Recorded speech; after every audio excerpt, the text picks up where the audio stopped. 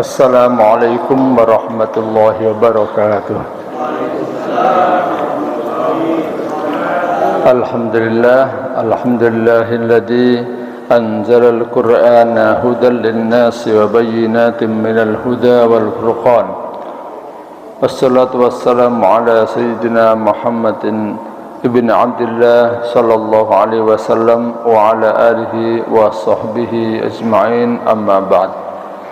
Alhamdulillah, jamaah masjid Bani Umar rahimakumullah, pada hari ini kita sudah memasuki paruh kedua, tanggal 16 Ramadan, yang berarti kita sudah melewati setengah daripada bulan Ramadan.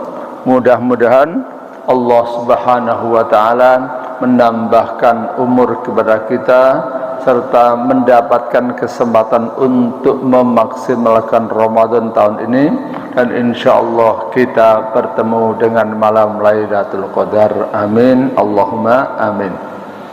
Insyaallah hari Kamis malam Jumat sudah mulai i'tikaf ya.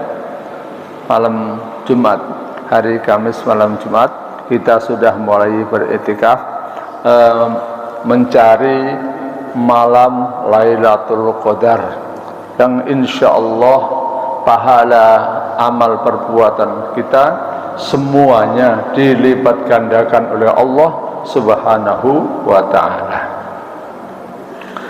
Jamaah sekalian, sebelumnya saya alhamdulillah bisa bertemu kembali setelah 8 bulan istirahat, tidak bisa ke sini ya, karena kena serangan stroke ya, jadi tidak bisa datang ke sini. Alhamdulillah sekarang sudah bisa aktivitas lagi, meskipun tidak selincah yang dahulu ya. Misalnya ngomongnya mungkin tidak selantang dengan dulu, tapi alhamdulillah sudah bisa ya. Naik tangga lumayan, tidak selincah tapi sudah bisa ya. Ke Discovery sudah, itu kan masjid yang tinggi ya, Discovery selain Bani Umar sini, Bintaro Jaya, itu sudah saya alami semua, sudah ngalami, sudah ngisi selama sakit ini. Jadi sekaligus saya memberikan muqaddimah, kalau ada orang sakit stroke itu harusnya yang benar diberikan kesempatan untuk tetap beraktivitas. Karena kalau orang stroke biasanya kan terus istirahat di rumah, itu malah lama sembuhnya kata dokter ya. Kalau pengen cepat pulih ya beraktivitas aja. Asalnya saya ya gimana di rumah terus, tapi diobati dokter, bapak belum aktivitas, belum. Wah itu nggak bagus, malah nggak bisa sulit pemulihannya. Kalau mau pulih ya insyaallah itu beraktivitas. Kalau bapak kerja, kalau ngajar ya ngajar ya. Nah alhamdulillah ternyata terbukti, insyaallah alhamdulillah, sejak bulan Desember saya sudah mulai ngisi pengajian lagi ya. Sakitnya mulai bulan Juli, dan ketika itu saya tidak di Jakarta, di Padang kenanya, lagi pengajian di Padang karena stroke. Akhirnya sampai bulan Desember baru bisa mulai aktivitas lagi. Baik jamaah sekalian, Hari ini kita mau mengkaji sesuai dengan judulnya, yaitu mengenai manajemen waktu dan skala prioritas. Dari kajian ini saya ambil dari surat Al-Asr. Jadi kita baca dulu surah Al-Asr, meskipun bacaan saya tidak mungkin sama dengan imam di sini ya. Kalau imam di Masjid Bani Umar, pokoknya suaranya, bacaannya luar biasa ya, semuanya. Jadi dulu ya, sekarang meskipun suara saya tidak bisa seperti suara imam, tapi pengajian kita karena bulan Ramadan, saya kaitkan semuanya dengan Al-Quran. Kita baca Al-Asr dulu. Bismillahirrahmanirrahim. Ayo.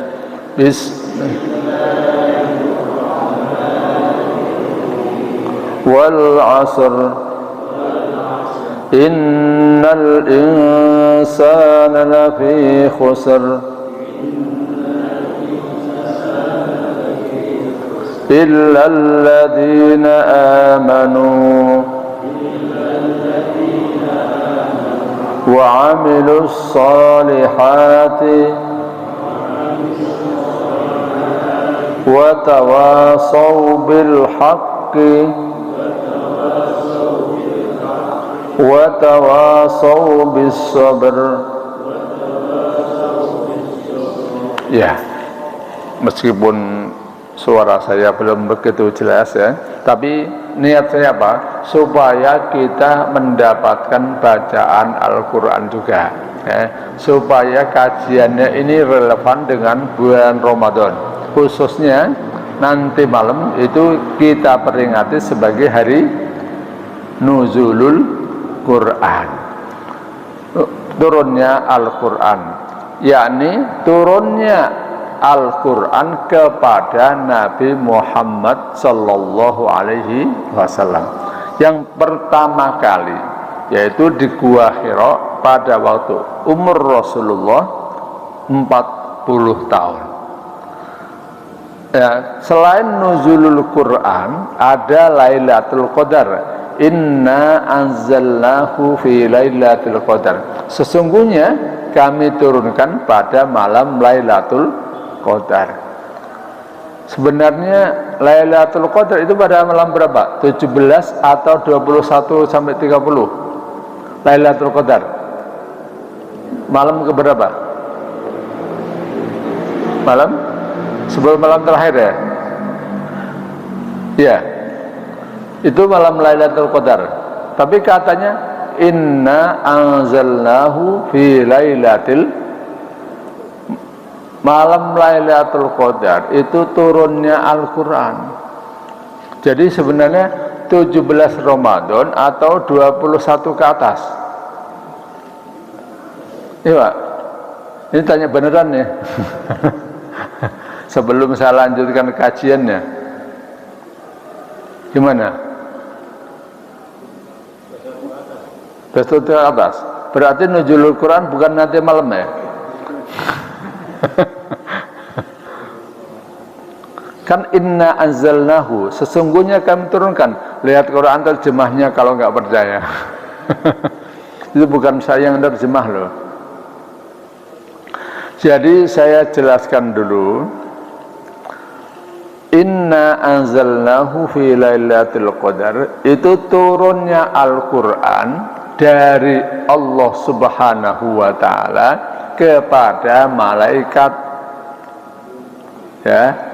Lailatul Qadar itu turunnya Al-Quran dari Allah Subhanahu wa ta'ala kepada malaikat sebanyak 30 juz. Kalau nuzulul Quran 17 Ramadan itu turunnya Al-Quran yang pertama kali kepada Nabi Muhammad sebanyak 5 ayat doang. 5 ayat saja. Loh, kok duluan kepada Nabi Muhammad? Tanggal 17, tahunnya berbeda ya. Kalau Lailatul Qadar tahunnya tidak tahu. Kita tidak tahu. Tidak ada penjelasan dari Al-Quran. Turunnya kepada malaikat 30 juz tahun berapa? Wallahu alam.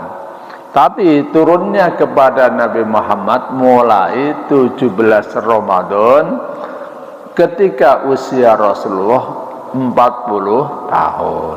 Jadi dua-duanya benar ya. Dua-duanya benar. Dua-duanya dimuliakan oleh Allah Subhanahu wa taala. Maksud saya sesuatu bahkan waktu aja kalau berkaitan dengan Al-Quran dimuliakan oleh Allah. Waktu turunnya Al-Quran kepada malaikat dijadikan Lailatul Qadar. Kalau seakan-akan memperingati turunnya Al-Quran kepada malaikat, ada hadiah buat kita. Amal perbuatan dilipat gandakan pahalanya. Malam 17 Ramadan karena turunnya Al-Quran kepada Nabi Muhammad, maka dimuliakan juga ya. Di bulan Ramadan amal ibadah dilipat gandakan dan pahala tambahannya yaitu kita mendapatkan ampunan dari Allah Subhanahu wa taala di bulan Ramadan. Itu sangat besar kemungkinannya. Saya tanya dulu sebelum masuk ke materi, Pak, ampunan dari Allah Subhanahu wa taala dengan pahala amal ibadah itu sebenarnya lebih penting mana, Pak? Ampunan. Lebih ampunan apa pahala? Ampunan. Kan masih ingat berarti ya. Masuk surga dengan tidak masuk neraka. Lebih penting mana? Kalau ingat penjelasan saya dulu-dulu, mudah-mudahan masih ingat. Masuk surga dengan tidak masuk neraka. Tinggian enakan pentingan mana? Tidak masuk neraka ya. Ngapain masuk surga kalau lewat neraka dulu? Ya kan? Kalau kita dimasukkan neraka dulu 1000 tahun misalnya baru masuk surga, ya kan masih sengsara ya. Maka kalau mau masuk surga itu harus banyak pahala. Kalau tidak mau masuk neraka harus mendapatkan ampunan ya. Karena nggak mungkin kita tidak punya dosa. Kullu bani Adam khata'un wa khairul khata'in at-tawwabun. Setiap anak manusia, setiap bani Adam itu pasti banyak salahnya. Setiap orang pasti pernah bersalah. Sebaik-baik orang yang bersalah adalah yang bertaubat. Maka di awal Ramadan saya kira mungkin sudah semuanya pada mendengar dari ustadz-ustadz, man shoma Ramadana gimana? Imanan wahtisaban ghufira lahu ma taqaddama min dambi. Siapa yang berpuasa bulan Ramadan mengharapkan pahala dari Allah Subhanahu wa taala, maka diampuni dosanya ya. Jadi sebenarnya balasan pahala yang penting nomor 1 itu adalah ampunan ya. Terakhir dari mukadimah saya, mukadimah nih, Pak. Kalau Lailatul Qadar, kalau pada iktikaf nanti malam Jumat mulainya, doa yang paling penting apa, Pak? Doa minta apa? Nah, saya tanya ini. Kalau malam Lailatul Qadar, yang paling penting minta apa? Minta rezeki, atau minta jodoh, atau minta sehat, atau minta keturunan yang soleh, atau apa? Apa? ampunan, ya. Itu yang diajarkan oleh Rasulullah. Ya, kalau malam Lailatul Qadar, Aisyah bertanya, Aisyah istri Rasulullah bertanya, kalau sekiranya malam itu adalah malam Lailatul Qadar, saya baca doa apa ya Rasul? Ternyata diajarin, gampang, udah tahu semua. Siapa yang tahu, Pak?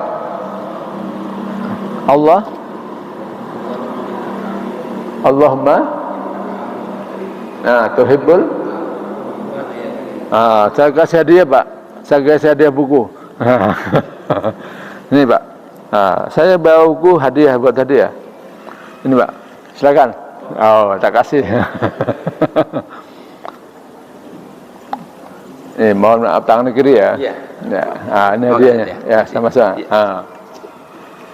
Saya bawa buku. Ini buku saya tulis, saya terbitkan baru selama saya stroke. Ya, buat kenang-kenangan supaya saya stroke masih ada karya, ya. Jadi doa yang terpenting itu minta ampunan. Allahumma innaka afuun. Ya Allah, Engkau adalah zat yang maha pemaaf, pengampun. Tuhibbul afwa, suka mengampuni, maka fa'fu anni, ampunilah aku. Ya, itu doa yang terpenting, Pak. Sehat penting, tapi tidak nomor satu. Saya ulang lagi ya, sehat penting, tapi bukan nomor satu. Nomor satu adalah ampunan dari Allah Subhanahu wa Ta'ala. Ya, Bapak Ibu sekalian, sebenarnya itu baru mukadimah ya. Saya sekarang menyampaikan pengelola waktu, tapi karena masjid ini alhamdulillah jamaahnya kok sepuh-sepuh ya. Masjid iya kelihatan ya, semangat muda ya, alhamdulillah. Soalnya kalau masjid ini kan tinggi, ada tangganya, tadi saya hitung untuk naik 25 kali ya. Soalnya saya hitung, kalau dulu saya nggak pernah hitung, sekarang saya ngitung karena naiknya. Saya kan perjuangan kalau naik tangga kan. Kemarin saya ke klinik naik tangga 20. Naik tangga 20. Hari ini lebih banyak lagi, 25. Ya. Apa? Oh, ada. Oh, ini mudah-mudahan masuk. Yang mudah-mudahan. Baik. Tadi apa saya lupa? Ampunan itu lebih penting daripada sehat. Seringkali orang mengatakan yang penting sehat, ya, yang penting sehat, nomor satu sehat. Loh, Pak, kalau sehat tapi banyak dosanya, kira-kira ngapain? Kalau sehat malah menambah dosa, kan repot. Mendingan mati aja. Saya kata nih ya, daripada nambah dosa, mendingan dikasih kematian husnul khotimah. Ya, kita doa panjang umur, ya panjang umur tapi yang baik amalnya. Maka istilahnya minta berkah umurnya. Nah, berarti kita itu harus pandai-pandai memanfaatkan kesempatan yang ada. Rasulullah Shallallahu Alaihi Wasallam dan kaitannya dengan surah Al-Asr, wal asri itu apa? Demi masa. Loh, Allah bersumpah dengan masa, dengan waktu. Sumpah kok bukan dengan nama Allah, sumpah kok dengan waktu. Gimana? Kalau kita bersumpah itu kan nggak boleh kecuali dengan nama atau sifat Allah. Misalnya, demi Allah saya tidak mau makan ini. Demi zat yang maha menguasai alam semesta, besok saya akan melakukan ini. Demi Tuhan yang Maha Rahman, saya akan melakukan perbuatan ini. Itu boleh. Tapi kalau misalnya demi langit dan bumi, saya tidak akan pergi ke suatu tempat, dosa, syirik. Demi bapakmu, saya akan melakukan ini, dosa, syirik. Man halafa falyahlif billah wa man halafa bi ghairillahi faqad asyraka au kafara au kama qala. Jadi kalau kita bersumpah dengan selain nama Allah itu syirik. Tapi kenapa Allah bersumpah dengan waktu wal asri? Ya. Ada yang tahu, Pak? Saya kasih hadiah lagi. Hadiah buku, bukan duit ya. Ada? Ya ada. Nah, saya jawab dulu ya, yang ini rada sulit. Kalau Allah Subhanahu wa taala itu berhak bersumpah dengan apa saja. Allah Subhanahu wa taala boleh melakukan apa saja. Kalau kita enggak boleh bersumpah dengan nama selain Allah. Kita harus taat pada aturan Allah. Tapi Allah tidak perlu taat pada aturannya, aturan manusia. Ya, Allah kok taat. Ya, kita yang taat. Nah, Allah bersumpah dengan waktu. Kenapa? Karena pentingnya waktu. Jadi Allah kalau bersumpah, seperti saya tanya, Bapak kalau bersumpah, kenapa harus pakai sumpah sih? Kenapa gak mengatakan, saya besok akan datang? Datang beneran enggak? Ya sumpah deh, demi Allah saya besok kalau datang. Nah, kalau itu contoh ya, bersumpah itu tujuannya apa? Meyakinkan, ya, meyakinkan. Allah Subhanahu wa taala bersumpah dengan al-asr waktu untuk meyakinkan kita bahwa waktu itu penting banget. Sampai Imam Syafi'i, seandainya Allah Subhanahu wa taala menurunkan surah Al-Asr saja, itu sudah cukup. Harusnya kita menjadi manusia yang bisa mengelola waktu kita dan menjadi manusia yang produktif, manusia yang taat kepada Allah hanya dengan surah Al-Asr. Kalau sampai tidak, yaitu salah kita, kebangetannya kita. Ya, dikasih surat Al-Asr saja sudah cukup mestinya, tapi sekarang dikasih 114 surah, sekian ayat, kok masih enggak bertakwa, kebangetan namanya. Sekian ayat. Nah, saya tanya, berapa ayat, Pak? Al-Quran. Saya kasih yang benar. Nah, ini ada, saya bawa 5 kok. Nah, berapa jumlah ayat Al-Quran? Berapa? 6.666. Ternyata belum tepat. Itu pelajaran SD. Jadi Bapak masih tertanam pelajaran SD. Siapa yang tahu? Wah, googling. Ayo, yang benar. Ayo Pak. 6.000? Salah juga. Sekarang Bapak buka AI, kalau tahu berapa, atau Google. Nah, nggak apa-apa, lihat Google atau AI. Masih salah, kurang sedikit. Berapa? Nanti Bapak bisa buktikan Misalnya Al-Fatihah berapa, Al-Baqarah berapa, Ali Imran berapa. Tinggal melihat Al-Quran, ayat terakhirnya berapa. Nanti jumlah semua 114 surah itu berapa? Bapak, ada yang lagi terakhir jawaban yang benar?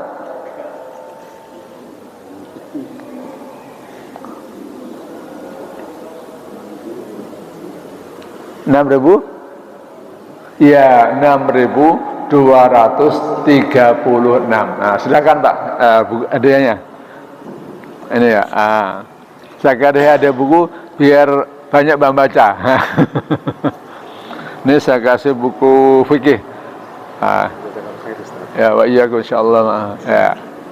Itu buku yang lain, buku fikih muamalat, fikih bisnis, ya. Yang saya tulis sudah lama. Kalau yang kecil tadi baru. Ya, 6.236 itu sebenarnya jumlah ayat Al-Quran yang standar, yang menurut kita sama dengan Al-Quran yang kita pegang. Ya. Kalau 6.666 ayat saya nggak tahu. Pokoknya saya sudah buktikan berkali-kali. Ya, Al-Quran yang 114 surah. Surat pertama Al-Fatihah, surat kedua Al-Baqarah, surat ketiga Ali Imran. Nanti tulis terus sampai akhir pakai kalkulator komputer aja yang tidak terhapus. Nanti 6.236, bukan 666. Jadi sudah sampai 6.000 lebih ayat turun kepada kita. Lah kok kita nggak bertakwa, kok kita nggak bisa menghargai waktu? Itu salah kita, kata Imam Syafi'i. Yang kedua mengenai mengelola waktu, saya kasih dalil 2. Saya anggap ini dalil pentingnya mengelola waktu. Waktu harus dimanfaatkan sebaik-baiknya, ya. Yaitu apa? Sholat, pelajaran dari perintah adanya sholat. Sholat itu semuanya dikaitkan dengan waktu. Ya, misalnya subuh. Subuh itu Pak, nama waktu. Subuh itu artinya pagi, ya. Sobahul khair, selamat pagi, ya. Subuh itu dari kata sobah, sholat yang dilakukan waktu pagi. Nah, kita mungkin sebagian salah, namanya pagi itu jam berapa? Nah, jam 6, jam 7, jadi bangunnya jam 6. Pagi itu sejak waktu subuh. Subuh itu nama waktu, sebelum menjadi nama sholat, itu sebenarnya nama waktu. Sholat subuh artinya sholat di waktu subuh.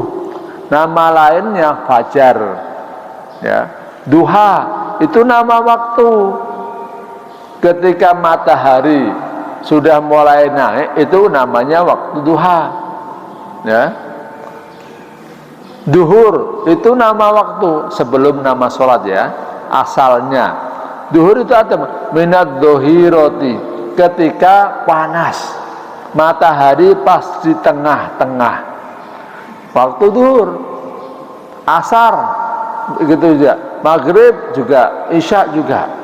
Jadi sebenarnya dengan adanya sholat 5 waktu, bahkan ada sholat sunnah yang dikaitkan dengan waktu, seperti sholat duha, kan kaitannya dengan waktu. Sholat idul fitri kaitannya dengan waktu. Kalau sholat tahiyatul masjid kaitannya dengan tempat, karena masuk masjid, ya. Jadi ada yang terkait dengan waktu, ada yang terkait dengan tempat. Sholat sunat ihram kaitannya dengan waktu dan tempat. Ihram kan harus dari mikot, ya. Jadi ini menunjukkan pentingnya mengelola waktu. Nah, cara mengelola waktu yang baik adalah dari sholat. Bapak kalau misalnya mau pergi, kapan kita berangkat ya? Misalnya enak berangkatnya habis subuh, nanti sholat subuh di masjid terus berangkat. Nah contohnya itu. Kapan kita berangkat? Berangkatnya habis zuhur aja, dari sholat zuhur terus kita berangkat. Nanti kita sampai di sono kira-kira jam berapa? Jam 5. Ya udah kita istirahat sampai maghrib. Nah, biasakan waktu-waktu kita itu dikaitkan dengan waktu sholat. Itu cara yang paling gampang mengelola waktu. Misalnya kita mau rapat, kapan rapatnya? Mulai ba'da duhur sampai asar, ya, mulai duhur sampai asar, insya Allah berarti jam setengah 1 sampai jam 3 selesai. Itu cara mengelola. Jangan jam 12 sampai jam 3. Mulai rapat kok jam 12, berarti nggak sholat duhur dong. Kita nggak bisa sholat duhur. Mulai selesai acara kok jam 4, sholat asarnya jadi terlambat. Jadi kalau mengadakan acara, kaitkan dengan waktu-waktu sholat. Misalnya bapak mau pergi, mau naik bis jam berapa? Cari waktu yang habis asar jam berapa ya? Adanya jam berapa? Adanya jam 3. Wah nggak bisa sholat asar, ya jam 4 aja saya, jam 4 ya, jam 4. Itulah cara mengelola waktu, latihan mengelola waktu yang paling benar menurut agama Islam, yang paling gampang, yang paling benar dan benar gampang. Maksud saya latihannya. Jadi semuanya dikaitkan dengan waktu sholat, ya. Misalnya pengajian, ya udah ba'da subuh, ya, ba'da subuh. Pengajian ba'da maghrib, pengajian ba'da asar. Jangan pengajian misalnya mulainya jam 4, patokannya jam 4. Kalau jam misalnya ya, kalau jam 4 taunya asar jam 3 atau jam 3:15, akhirnya orang datang setelah asar, ya. Kemudian masalah sholat dia tidak ke masjid karena pengajian aja ke masjid. Loh, sholatnya nggak di masjid, setelah sholat di rumah baru ke masjid, ya kan sayang. Nah ini sekaligus masalah mengelola prioritas. Mana yang lebih penting? Kita harus pandai-pandai mengelola prioritas. Misalnya pengajian, ada pengajian sama mau dzikir. Ya, sekarang saya kasih contoh. Misalnya habis maghrib kan sering ada pengajian kalau di luar bulan Ramadan. Ada pengajian, tapi saya biasa dzikir. Kalau habis maghrib dzikir saya panjang. Ada pengajian di masjid, saya nggak ikut pengajiannya, dzikir saja. Nah, misalnya mana yang lebih penting menurut bapak? Apa? Pengajian atau sholat? Yang lebih penting adalah pengajian, ya. Kalau dibanding sholat maghrib, penting sholat maghrib. Maksud saya sholat sunat, ya. Maksud saya sholat sunat atau dzikirnya. Lebih penting pengajian, ya. Kenapa? Pengajian, Bapak Ibu sekalian, thalabul ilmi faridatun ala kulli muslimin wa muslimatin. Mencari ilmu itu wajib. Jadi Bapak dengerin pengajian itu pahalanya pahala wajib. Pahala yang wajib semua ulama sudah tahu, sudah berpendapat, sudah menjelaskan pahala amal ibadah yang wajib itu lebih besar daripada pahala ibadah yang sunnah. Ya, daripada berzikir atau sholat sunnah ba'diyah maghrib itu lebih penting kajian, pahalanya lebih besar. Ya, yang ngasih pahala bukan saya, ya, dari Allah Subhanahu wa Ta'ala, tapi berdasarkan hadis la yazalu abdi yataqarrabu ilayya bil faraid dan seterusnya, hadisnya panjang. Artinya pahala ibadah yang wajib itu lebih penting. Maka kalau ada pengajian ba'da maghrib, bapak biasa wiridan, biasa zikir, kalau bisa disinkronkan, melaksanakan, mendengarkan pengajian sambil berzikir, lakukan itu. Tapi kalau enggak bisa, maka lebih baik dengerin pengajiannya. Ya, karena itu prioritas. Nah, sekarang misalnya ada orang, kita lagi sholat, ada beberapa kasus ustadz lagi ceramah meninggal, ya. Ada yang orang lagi sholat meninggal. Nah, sekarang pertanyaan saya, misalnya kita sholat, di samping kita ada orang yang lagi pingsan, langsung jatuh. Entah kenapa, entah mungkin pingsan, entah mungkin ada serangan jantung, ada serangan stroke. Kita orang yang ngerti kesehatan, ya, kita orang yang ngerti. Kalau nggak ngerti nggak, ya nggak kita bahas, ya. Ya kalau ada orang sakit jatuh, tapi kita nggak tahu kesehatan, diapain nih? Nah, misalnya kita tahu kesehatan, apakah kita dokter, apakah kita tenaga kesehatan, apakah orang biasa tapi ngerti kesehatan. Ada orang jatuh pingsan lagi sholat, kita terusin sholatnya atau kita tolong orangnya, Pak? Tolong orangnya, ya, itu benar semua, ya. Sebab apa? Ini namanya skala prioritas. Kalau menolong orang yang jatuh seperti tadi, lagi sholat, itu kan terlambat sedikit mungkin bisa meninggal. Tapi kalau sholat itu kan waktunya panjang. Jadi dalam agama Islam, kalau ada seperti itu, kita harus nolongin dulu. Kalau misalnya harus batalin sholat, batalin dulu, nggak apa-apa. Dulu pernah ada video, lagi ada bencana alam, lagi ada gempa, udah parah, sholatnya masih dipanjang-panjangin. Itu sebenarnya kurang tepat.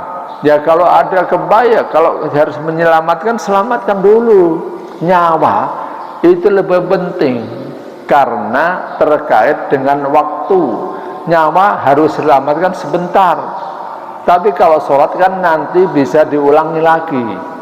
Ya, ada bencana alam, masjidnya roboh waktu itu, dia masih aja sholat di dalam, itu salah. Mestinya ya keluar dulu dari masjidnya karena roboh. Ya, nanti misalnya kita cari tempat yang aman, waktu yang aman, boleh melakukan sholat lagi. Itu prioritas. Nah, sekarang kita seringkali tidak bisa mengelola skala prioritas dalam manajemen waktu. Jadi ada yang harus diturutin sekarang, ada yang nanti. Maka biasakan sesuatu kita bagi menjadi 4. Ada yang namanya penting dan mendesak. Ya, biasakan sesuatu kita bagi 4. 1, penting dan mendesak. Itu harus dikerjakan segera. Ada yang penting tapi tidak mendesak. penting tapi tidak mendesak. Itu apa? Direncanakan. Misalnya silaturahim itu penting, ya, kunjungan kepada keluarga, kepada orang tua itu penting tapi tidak mendesak. Misalnya kita mau lebaran, ya, lebaran silaturahmi. Silaturahmi itu penting tapi tidak mendesak. Silaturahmi tidak harus di hari H, boleh besoknya, ya. Kalau gitu gimana? Direncanakan, harus direncanakan, tidak perlu dilaksanakan segera. Misalnya ada keluarga sakit yang harus ditolong, ada mau silaturahmi, duluan mana? Duluin nolongin orang yang sakit, ya. Jangan silaturahmi. Ini kan lebaran. Lebaran itu sebenarnya adalah dengan apa? Berzikir kepada Allah Subhanahu wa taala, mengagungkan Allah Subhanahu wa taala. Silaturahmi itu tambahan acara yang baik tapi tidak mendesak. Ya udah, silaturahmi besok, hari kedua misalnya, hari ketiga. Yang ketiga, ada yang mendesak tapi tidak penting. Mendesak tapi tidak penting. Misalnya apa? Menjawab telepon. Kan telepon kan kalau jawab harus sekarang kan, bunyi. Nah, gimana? Itu mendesak, sesuatu kepentingan mendesak tapi tidak penting. Kalau saya tidak harus sama, Pak, ya, tidak harus sama. Saya malah nggak mau ngangkat telepon. Saya sekarang sudah tidak pernah ngangkat telepon istilahnya.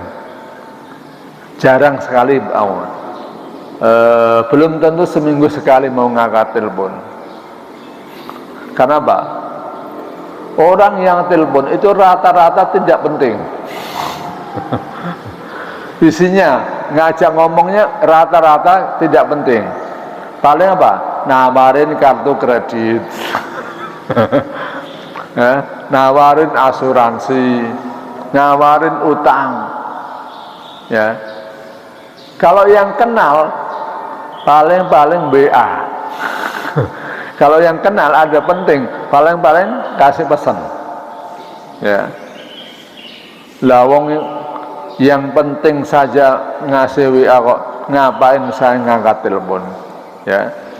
Misalnya ngangkat telepon waktu pengajian, atau kalau Bapak ngangkat telepon waktu belajar.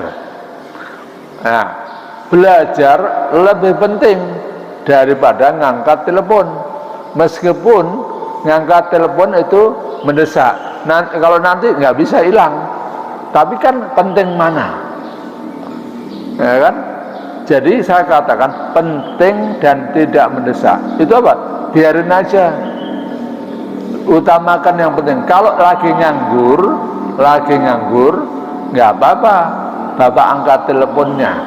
Tapi kalau lagi ada pekerjaan yang lebih penting atau pekerjaan yang agak penting, abaikan saja itu telepon, ya.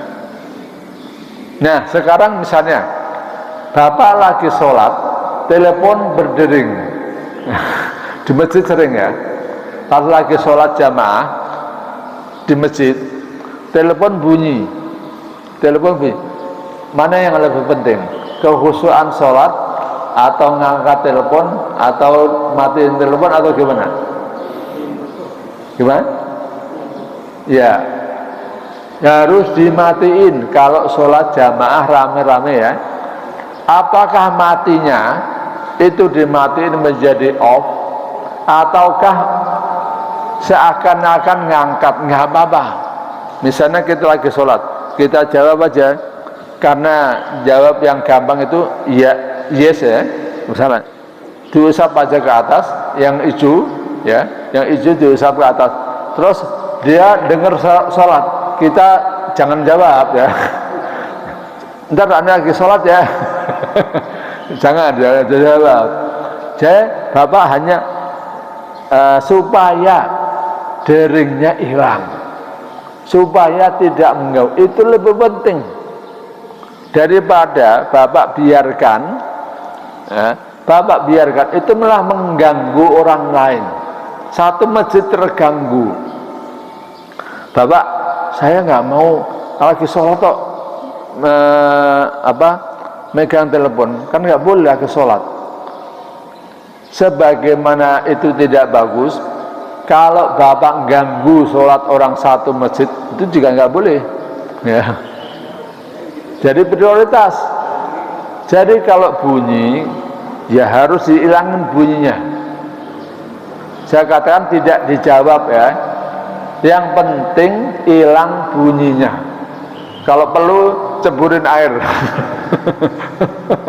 Kalau kita dekat kolam, udah teleponnya dibuang. Ya.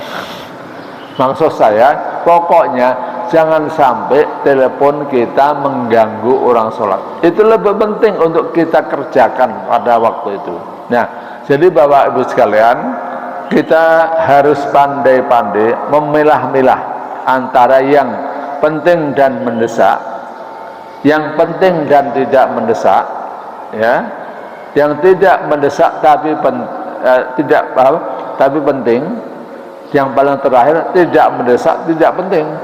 Ya udah kita nggak usah kerjakan, ya, tidak mendesak dan tidak penting. Lakukan sesuatu yang bermanfaat kepada kita. Bapak Ibu sekalian, sedikit lagi. Waktu kita itu akan diminta pertanggungjawaban oleh Allah Subhanahu wa taala. Kenapa? Wal asri innal insana lafi khusrin. Semuanya merugi demi masa.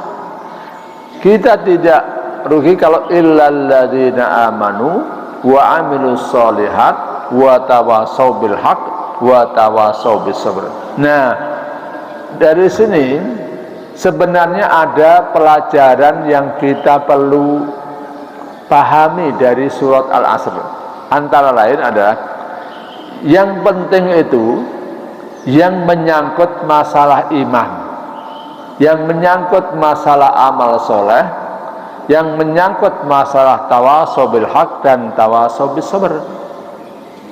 Yang tidak ada sangkut pautnya dengan iman atau amal soleh, udah itu gak penting, ya. Jangan mengambil waktu kita, sebab kita akan diminta pertanggungjawaban oleh Allah Subhanahu wa taala. Misalnya kita lagi sibuk nonton YouTube, lagi sibuk nonton video. Nonton YouTube itu kan tidak mendesak, yang pasti tidak mendesak, ya. Kemudian dipanggil-panggil oleh bapaknya, misal oleh orang lain, ya ntar tanggung nih lagi nonton YouTube. Loh, bapak dipanggil menjawab itu lebih penting. Apalagi siapa tahu kalau panggilan dia itu karena darurat, siapa tahu dia kecekik, minta tolong segera. Bapak nggak segera, mati dia, ya. Dia sedang misalnya apa, kejepit, minta tolong dipanggil, iya sebentar. Loh, bapak cuma nonton YouTube. Nonton YouTube itu kan bisa dipending, bisa ditunda, ya. Jadi nggak boleh mendahulukan YouTube. YouTube kan bukan siaran langsung kan. Seandainya siaran langsung, nanti kan bisa lihat lagi rekaman pada waktu yang lain. Nanti aja, ya. Yang lebih penting didahulukan, ya. Ini udah jam 6. Nah, saya yang terakhir. Ya udah, saya kasih kesempatan tanya jawab dulu. Sebenarnya mau saya tambahkan, tapi mau waktunya habis. Tanya jawab dulu, silakan. Kalau ada yang mau bertanya atau ada yang memperjelas apa yang saya sampaikan, boleh. Tuh, Mas. Boleh Pak?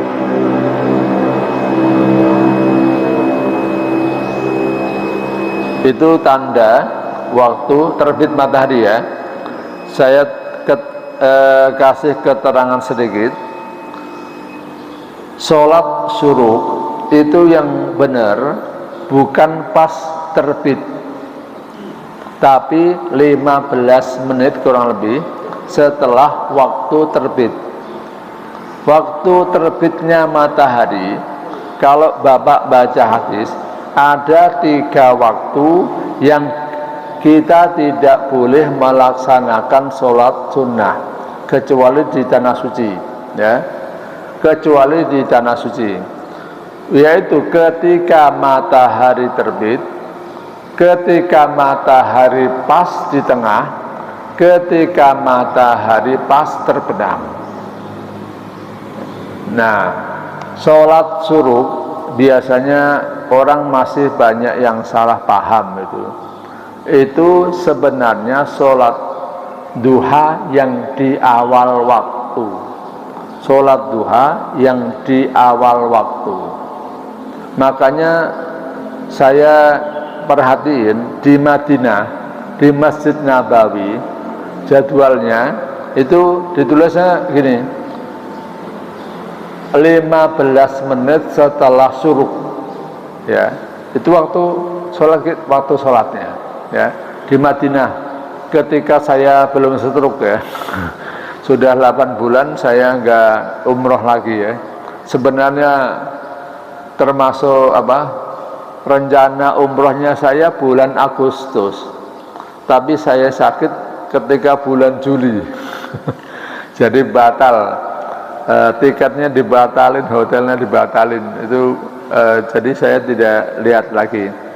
Tapi di Madinah pernah tertulis, saya foto yang benar itu sholatnya 15 menit setelah waktu terbit ya.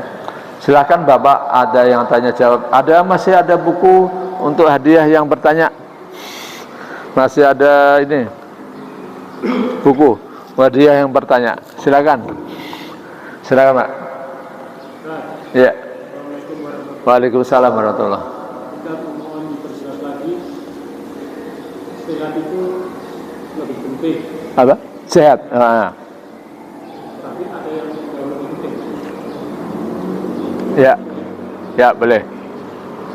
Sehat itu penting, tapi ada yang lebih sehat, ada yang lebih penting daripada sehat, yaitu apa? Maghfirah, ampunan dari Allah Subhanahu wa Ta'ala. Sehat itu penting, artinya dalam kehidupan di dunia, sehat itu penting. Kalau dibanding dengan harta, lebih penting sehat. Dibanding dengan keturunan, kita punya keturunan atau enggak punya keturunan. Kalau misalnya sudah milih, kamu saya kasih keturunan tapi sakit-sakitan, atau kamu enggak saya kasih keturunan, pilih mana? Tapi sehat, pilih sehat. Ya, sehat itu memang sangat penting buat hidup di dunia, tapi buat akhirat kita. Nah, buat kepentingan akhirat, ampunan dari Allah Subhanahu wa Ta'ala itu lebih penting daripada sehat. Ya, seandainya, tapi mudah-mudahan jangan ya. Mudah-mudahan jangan. Seandainya jangan Bapak deh. Contoh Nabi Ayub aja, dikasih sakit 17 tahun, tapi kan diampuni dosa-dosanya Nabi ya. Semua kesalahannya diampunkan oleh Allah Subhanahu wa Ta'ala. Atau pilih, saya kasih sehat 17 tahun atau sehat selamanya, tapi saya masukkan neraka nanti.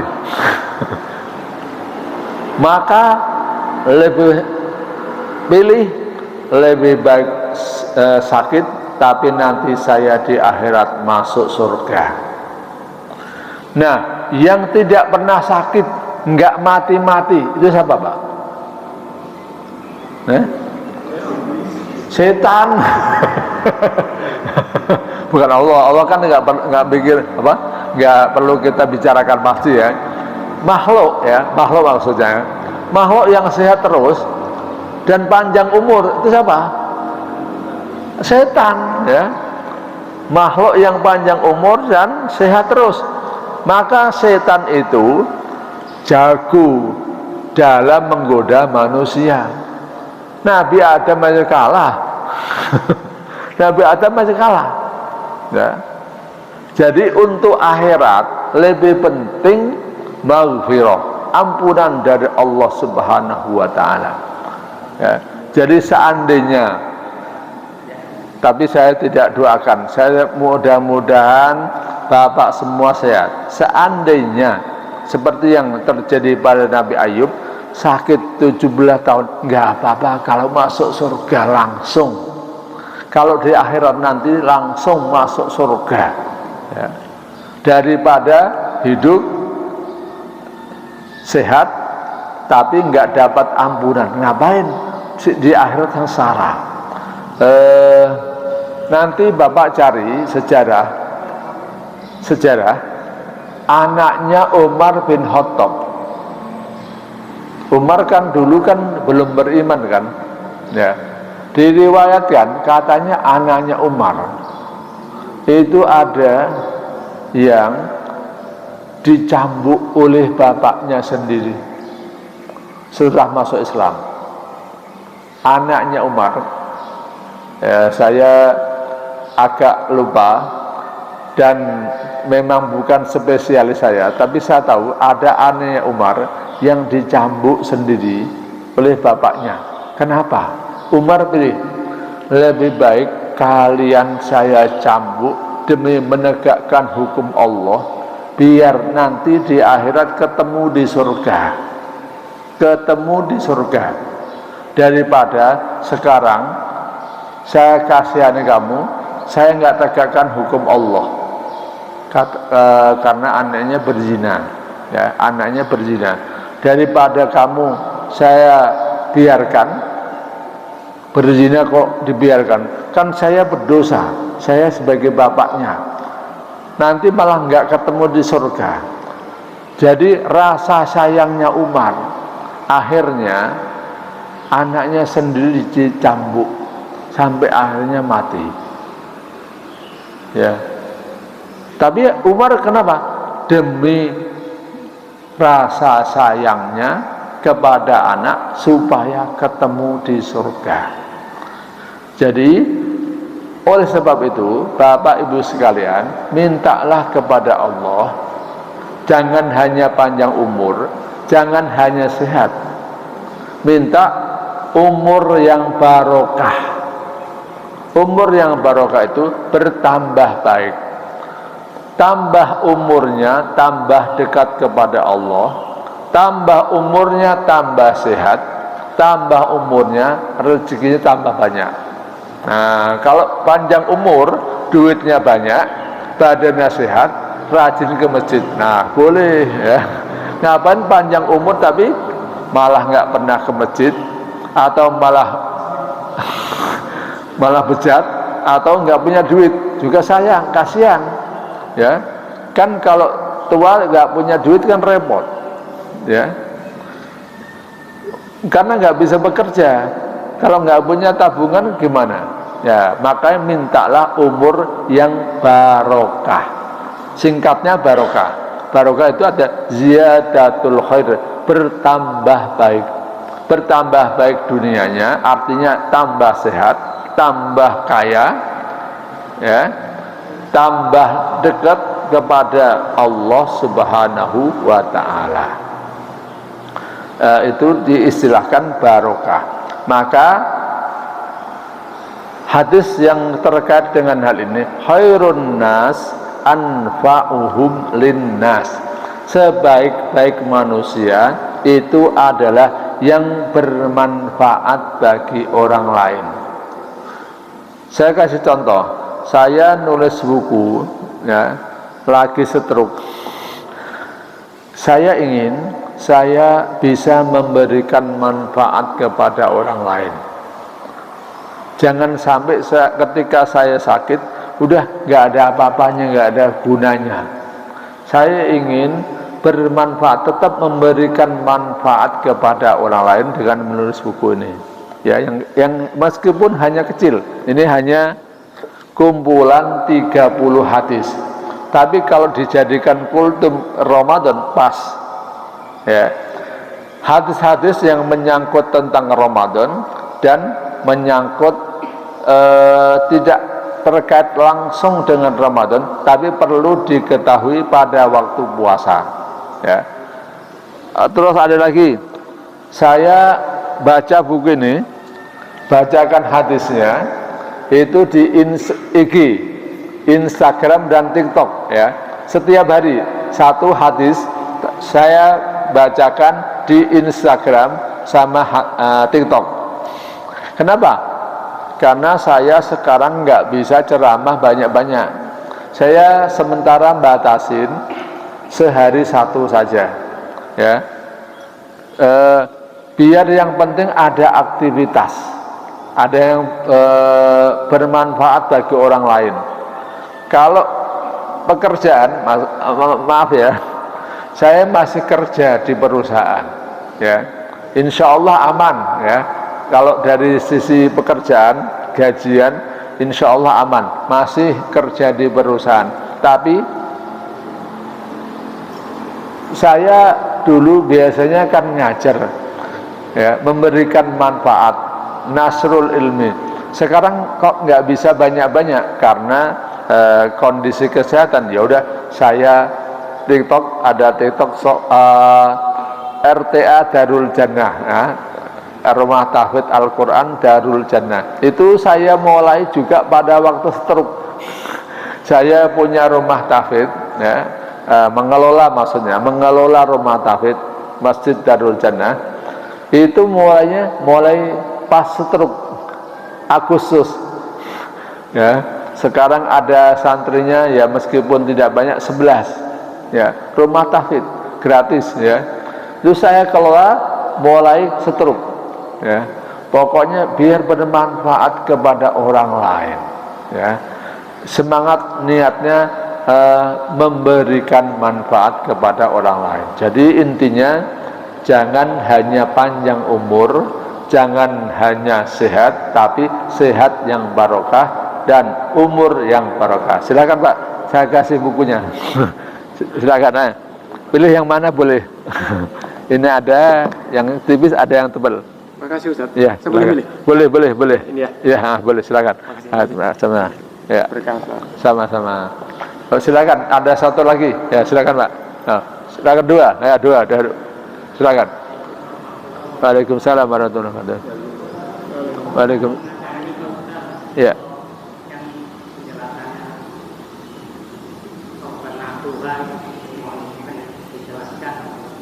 Ya, apa dan silakan ada lagi?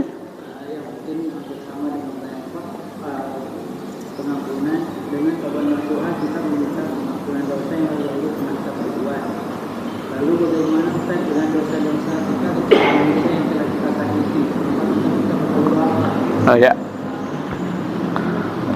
Oh, bukunya ternyata ada dua ya, pas ya. Ini terakhir. Nanti kalau ini buku yang belum jadi, saya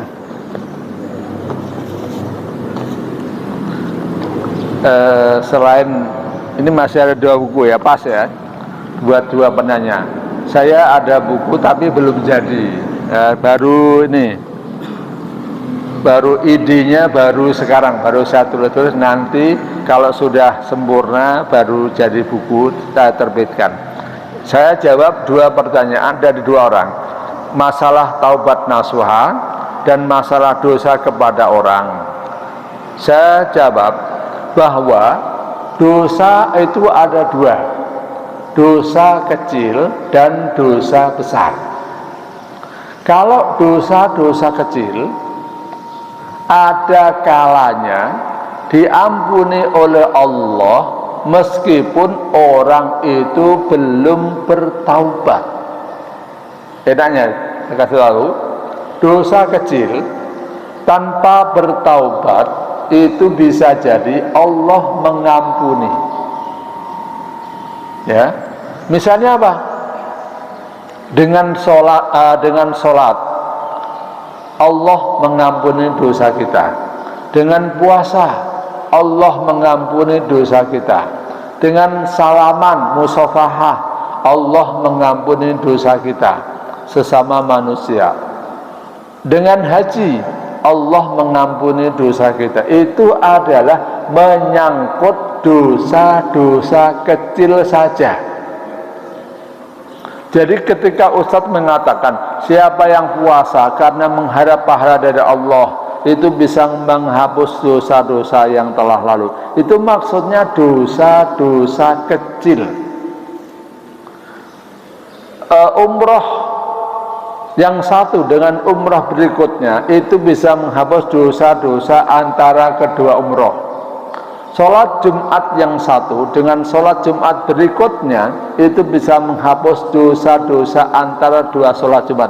Itu maksudnya dosa-dosa kecil. Adapun dosa-dosa besar harus bertaubat. Ya, harus bertaubat. Ini penjelasan ada di Riyadhus Shalihin. Taubat itu syaratnya 3. Apabila menyangkut dengan orang lain, syaratnya 4. Ya, saya sudah jelaskan dosa kecil sama dosa besar. Saya tambahkan syirik. Syirik itu dosa besar, tapi menyangkut hubungan dengan Allah. Saya katakan bisa diampuni. Loh, katanya Allah tidak akan mengampuni seseorang yang menyekutukan dengan Dia. Itu maksudnya kalau dia tidak bertaubat. Ya, itu dosa besar karena syirik termasuk dosa besar. Dosa besar itu harus bertaubat. Nah, taubat syaratnya kalau menyangkut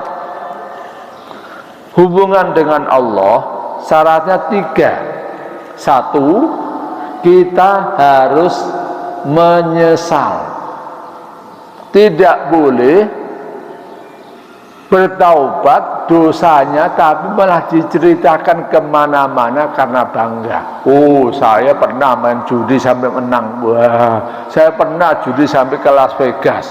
Oh, saya pernah judi sampai ke Mako. Enggak boleh diceritakan, ya. Harus menyesal. Jadi kalau ada penceramah cerita tentang dosanya masa lalu, itu menurut saya nggak tepat. Ya, didengar orang banyak ya. Loh, maksudnya bertobat? Iya, kalau ada di belakang, misalnya di belakang di luar ada preman, wow, ustadznya kayak gitu. Ada saya nggak apa-apa, nanti besok saya tobat ya. Kalau sudah tua.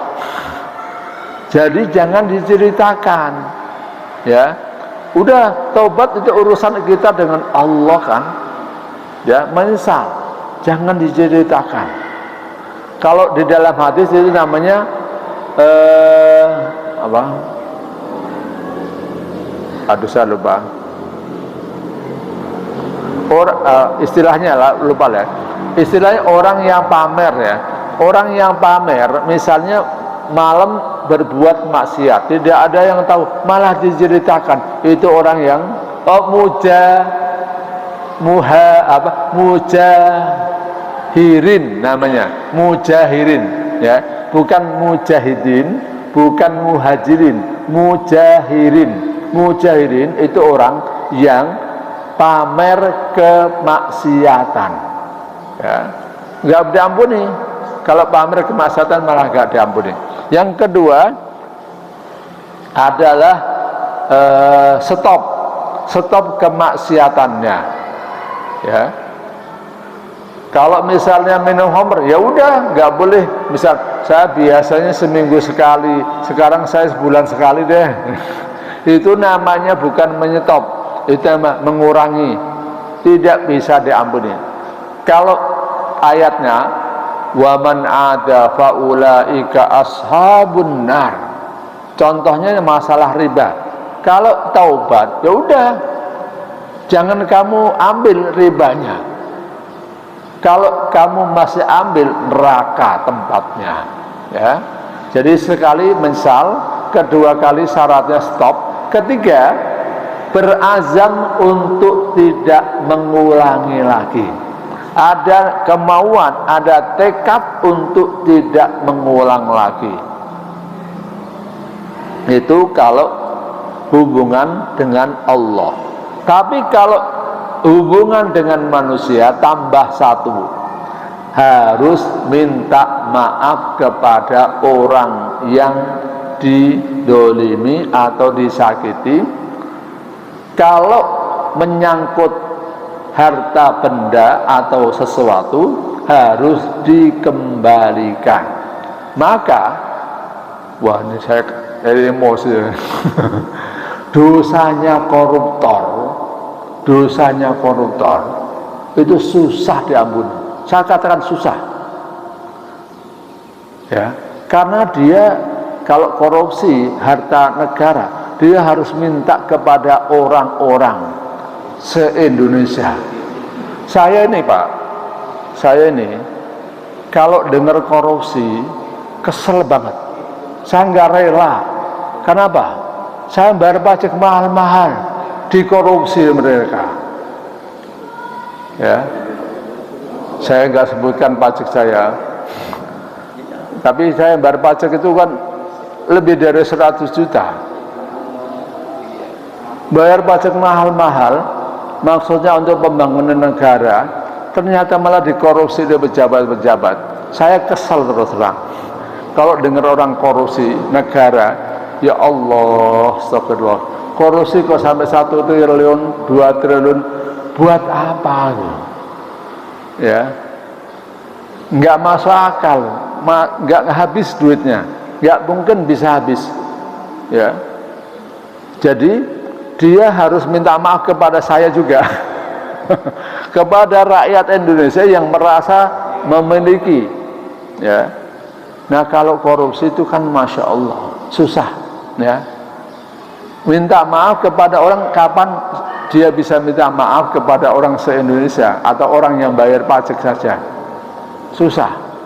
Jadi Bapak jangan sampai punya salah dengan orang lain kalau bisa. Ya, kalau punya salah maka segera minta maaf. Nah itulah Lebaran itu kenapa ada budaya Indonesia bermaaf-maafan. Karena harapannya dengan puasa kan kita sudah diampuni kesalahan-kesalahan dengan Allah Subhanahu wa taala. Ya, janjinya dalam hadis, siapa yang berpuasa insya Allah dosa-dosanya diampuni. Tapi dosa kepada manusia kan tidak bisa diampuni kecuali minta maaf. Ya, maka kita minta maaf pada hari Lebaran. Ya, demikian jawabannya. Silakan Pak, Pak Dua, ini ada. Silakan.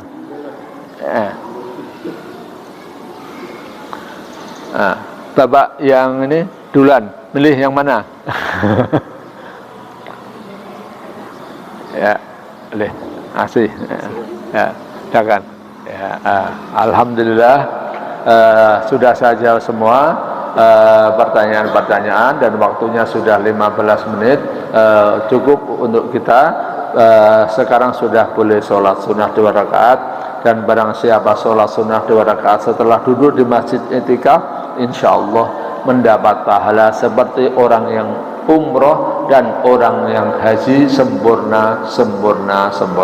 Kurang lebihnya saya mohon maaf apabila ada hal-hal yang tidak berkenan, apalagi keterbatasan saya. Ya, salamannya masih tangan kiri. Dari tadi saya tangan kanannya belum bisa, dan semoga Allah Subhanahu wa taala memulihkan kesehatan saya dan semua jamaah insyaallah dalam keadaan sehat walafiat. Subhanakallahumma wa bihamdika asyhadu an la ilaha illa anta astaghfiruka wa atubu ilaik. Assalamualaikum warahmatullahi wabarakatuh.